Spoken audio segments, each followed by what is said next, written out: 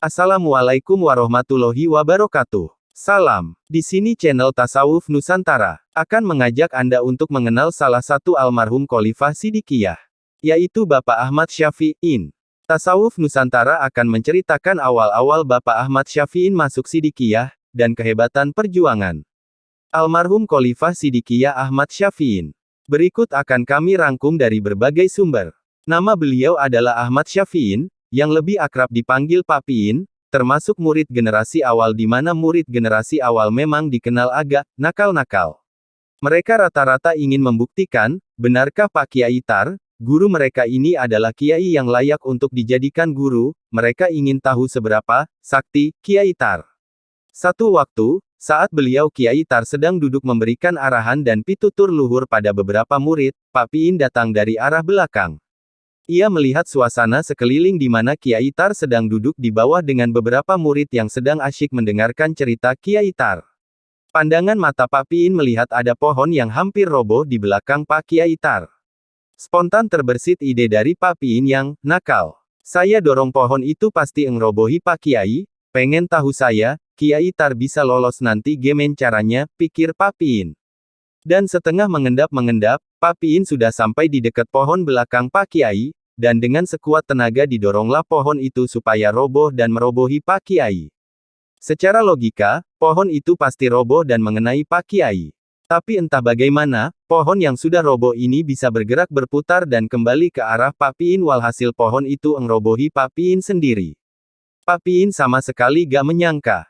Loh kok bisa pohon itu ngerobohi diri saya sendiri, batin Pak Piin. Dengan santai Pak Kiai Tar berdiri dari duduknya dan mendatangi Pak Piin yang terjerembab kerobohan pohon. Piin, wong orang tua kok mau kamu robohi pohon itu gimana? Ya merobohi dirimu sendiri, kata Kiai Tar. Pak Piin tersenyum agak meringis malu. Pernah lagi satu waktu, Pak Piin mendatangi kamar Pak Kiai yang waktu itu masih di rumah yang lama dan langsung ke depan kamar beliau Pak Kiai. Di sebelah pintu kamar ada kursi kayu yang agak memanjang.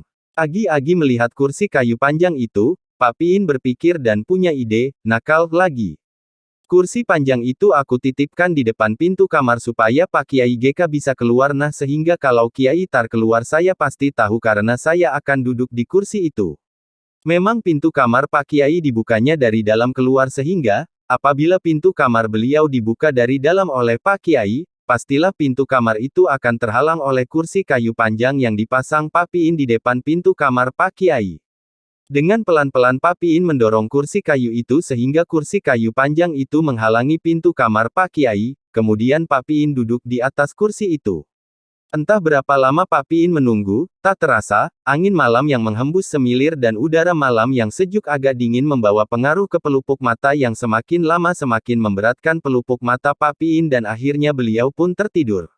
Entah sudah berapa lama beliau tertidur dan saat beliau bangun membuka mata beliau sempat berpikir, kok Pak Kiai lama gak keluar-keluar dari dalam kamar ya? Tapi pikiran beliau ini dibuyarkan dengan suara ramai di sebelah rumah yakni di masjid. Seperti ada orang bicara dan suara itu sangat beliau hafali, ya, suaranya Pak Kiai seperti sedang tertawa dari dalam masjid. Maka Pak Piin pun bangun melangkahkan kaki ke masjid dan lagi-lagi ia kaget karena Pak Kiai sudah berada di masjid itu dengan beberapa murid, Pak Kiai sedang bercerita dan kadang diselingi guton dan ketawa bersama.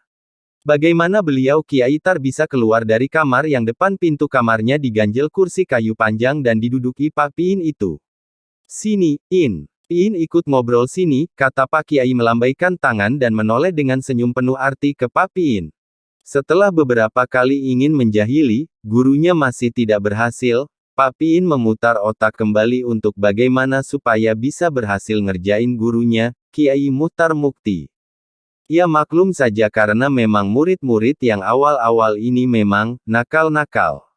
Pak Piin berjalan dari rumah menuju seputaran rumah Kiai Tar, terus berjalan ke belakang ke daerah lokasi pohon salak, dan kemudian terpikirkan untuk menjebak sang guru, karena biasanya sang guru, Kiai Tar ini lewat jalan yang khusus, dan selalu lewat situ, karena memang tidak ada jalan lain lagi kalau mau ke tempat yang biasanya Kiai Tar datangi.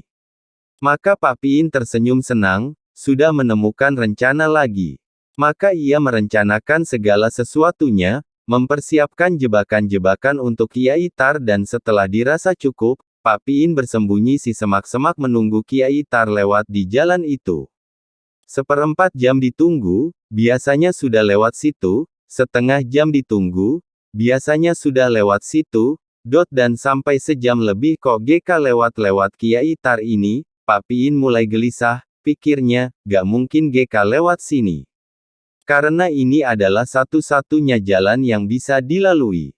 Aku tunggu lagi, kata Pak Piin dalam hari sambil ngelap keringatnya yang sudah endromos dan kulit yang agak gatel terkena semak-semak. Dan benar juga, ditunggu masih nambah sekian lama, Kiai Tar tetap GK lewat situ. Pengalaman yang kamarnya Kiai Tar diganjel menyebabkan Pak Piin penasaran, mangan-mangan kayak yang kemarin itu. Iba-iba saja sudah sampai di lokasinya, batinnya. Akhirnya Pak Piin berjalan menuju lokasi tempat Pak Kiai biasanya duduk dengan murid-muridnya. Dan, badalah, Pak Kiai memang sudah di situ, duduk, rokokan, ngopi sambil cerita dan ketawa-ketawa. Pak Kiai boleh ke Pak Piin. Dari mana saja kamu In? Sudah saya tunggu mulai tadi, kata beliau dengan senyum penuh makna. Pak Piin kapok sudah, ampun, nyerah, gurunya Kiai Tar ini memang hebat dan sakti, sudah dicegat gitu GK tahu lewat mana ia tetap saja lolos dan Pak Piin GK tahu. Atau mungkin sebenarnya Pak Kiai ya lewat jalan situ pakai ilmu panglimunan. Atau Pak Kiai terbang ke lokasinya sehingga Pak Piin GK tahu. Ah entahlah. Semangat Pak Piin sejak muda untuk mencari ilmu memang luar biasa, kesulitan-kesulitan yang dihadapinya tidak pernah menyurutkan langkah kakinya dalam mencari ilmu, apalagi sejak bertemu dengan Sidikiyah, dan sudah merasakan sendiri manfaatnya dan sudah membuktikan sendiri kehebatan mursyidnya, tak ada lagi keraguan dalam diri Pak Piin. Kadang beliau kalau melihat murid-murid yang kurang semangat beliau itu prihatin, ilmu Sidikiyah iki ilmu hak, eman nek GK sregep berjuang, kurang lebih begitu yang sering beliau sampaikan. Maka jangan heran, dalam keadaan beliau sakit, selama masih kuat dan bisa berangkat, beliau akan tetap berangkat bayat, berjuang, silaturahmi ke daerah-daerah, membimbing murid-muridnya, menyemangati mereka semua, memberikan contoh agar terus berjuang dan terus berjuang sampai nafas terlepas dari diri.